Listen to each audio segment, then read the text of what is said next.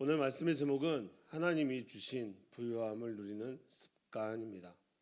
오늘로써 계속적인 제목으로 이어지는 습관에 관한 마지막 묵상 말씀입니다. 여러분은 하나님이 주신 부유함을 누리고 계신가요? 감사의 삶을 살고 계십니까?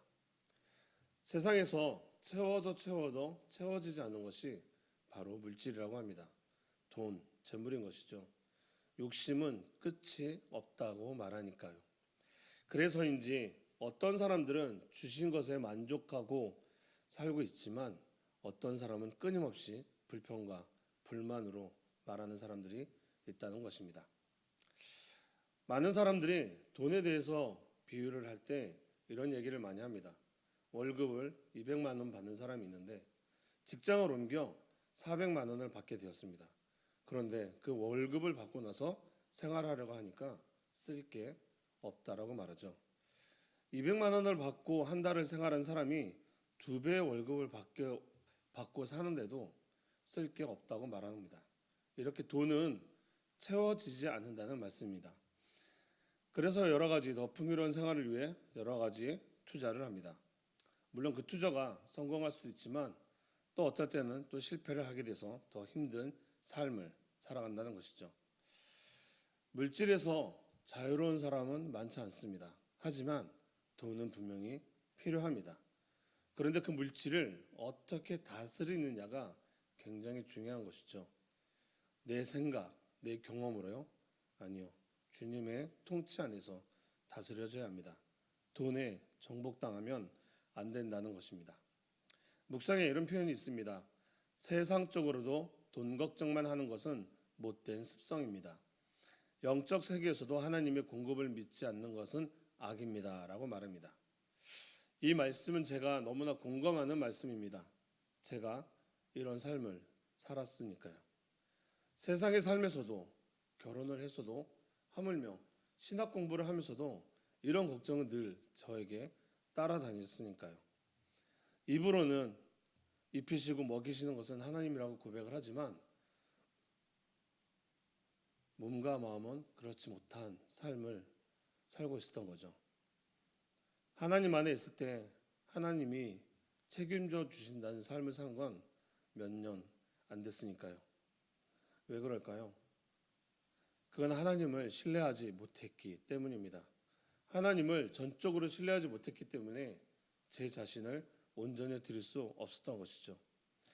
우리가 얼마 전 묵상에서 언급했었죠. 4월 27일 묵상에 보면 당신이 하나님께 나오는 것이 단지 물질이라면 온전한 헌신의 첫 단계도 들어오지 못한 상태입니다. 하나님께 예배드리고 기도하는 이유가 자신이 잘 살기 위한 물질의 풍요로움 때문이라면 아주 기초적인 신앙 상태라는 것이죠. 묵상에 이어서 나오는 내용이 너는 주님을 전혀 구하지 않는구나. 자신을 위해서만 구하는구나. 그런데 당신이 하나님께 가까이 가면 갈수록 물질을 구하지 않게 될 것입니다 라고 말합니다. 그렇게 말씀하시며 마태복음 6장 8절 말씀을 주시는데 제가 한번 읽어드릴게요. 그러므로 그들을 본받지 말라. 구하기 전에 너희에게 있어야 할 것을 하나님 너희 아버지께서 아시느니라. 아멘. 우리에게 있어야 할 것을 하나님은 다 아신다고 말씀하십니다. 여러분도 믿으십니까? 그러나 우리가 진정으로 구해야 하는 것, 찾아야 하는 것, 두드려야 하는 건 물질이 아니라 주님을 알기 위해 구하고 찾고 두드려야 하는 것입니다. 주님을 알 때, 하나님과 바른 관계로 일치할 때 하나님은 우리의 삶을 책임져 주신다는 겁니다. 그래서 하나님의 공급을 믿지 않는 것은 악이라고 말씀하시는 거예요. 이어서 말씀하시는 부분이 영적인 세계에서도 하나님의 공급을 믿지 않으면 악이라고 말합니다. 여러분, 여러분의 삶 속에서 하나님의 영적인 공급하심을 누리고 있으신가요? 방언을 하고 예언을 하고 이런 거 말고 하나님이 나의 삶에 간섭하고 동행하고 있으시다는 것을 누리고 계시느냐고요. 나와 동행하시는 하나님이라고 고백하지만 그 하나님은 일주일에 한 번, 주일에만 계시는 하나님은 아닌지 점검해 봐야 한다는 겁니다. 하나님은 말씀을 통해서, 기도를 통해서 성령을 부어주시고자 하지만 우리가 그 공급을 받지 않고 믿지 않는다는 것입니다. 그러면 어떤 일이 생겨날까요?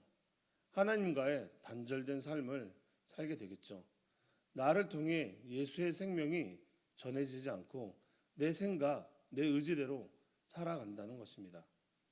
성령의 인도하심이 없는데 어떻게 영적인 삶을 살아갈 수 있으며 영적인 부유함을 누릴 수 있냐는 것입니다. 사랑하는 우리 새움누리 성도님들은 모두 하나님이 주시는 세상적인 부유함과 영적인 부유함도 누리시는 은혜가 있기를 기도합니다.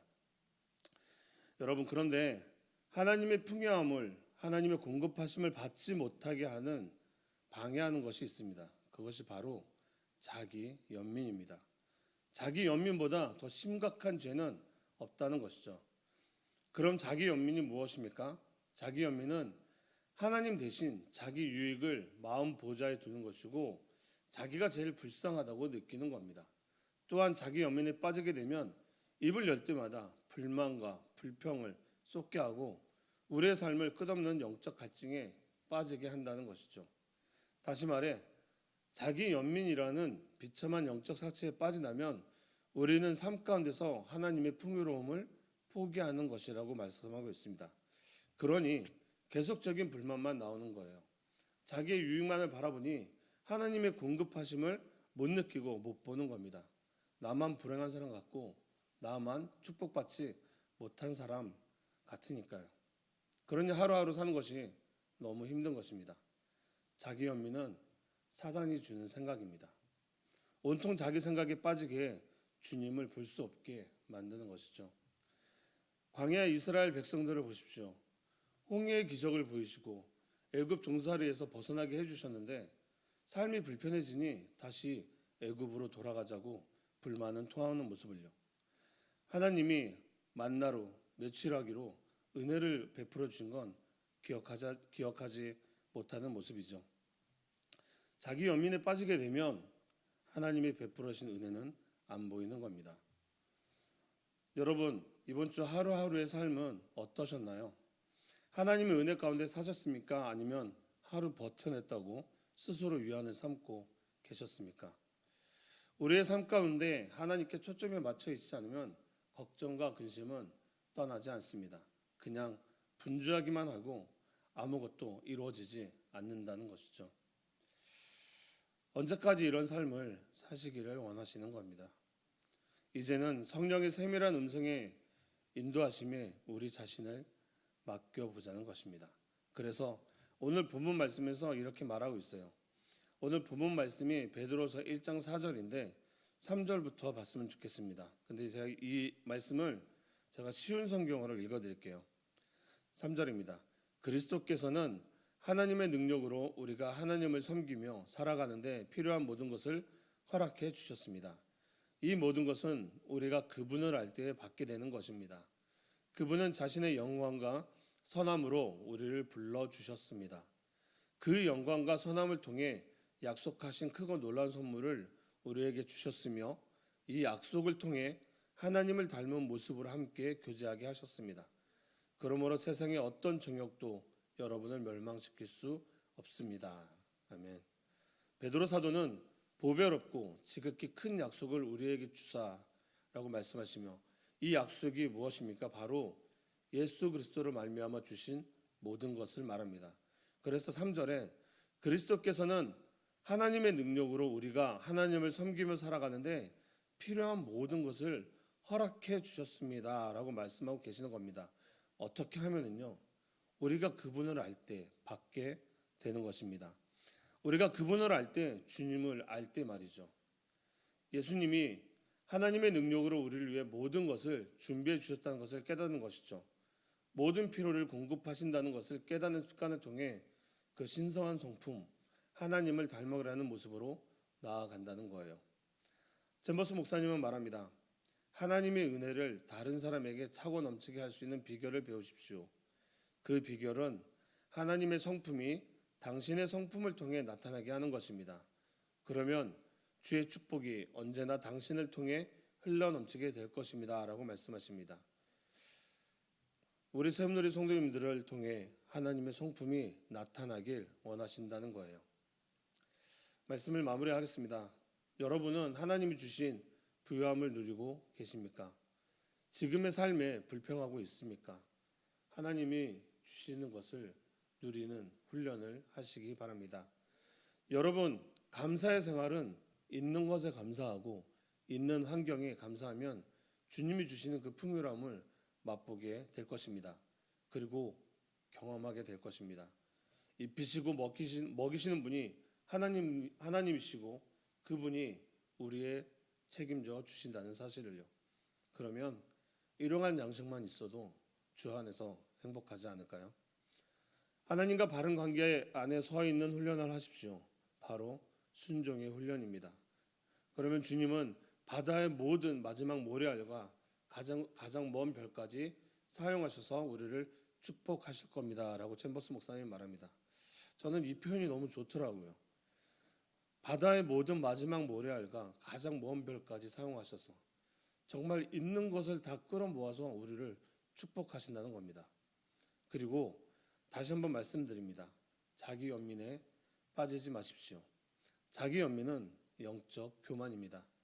예전에 어떤 칼럼에서 본 기억이 나는데 하나님께 가까이 갈 때는 한 칸 한 칸 계단으로 가는데 자기 연민의 생각은 초고속 엘리베이터를 타고 땅속 깊은 곳으로 내려간다고 써있던 것이 기억이 납니다.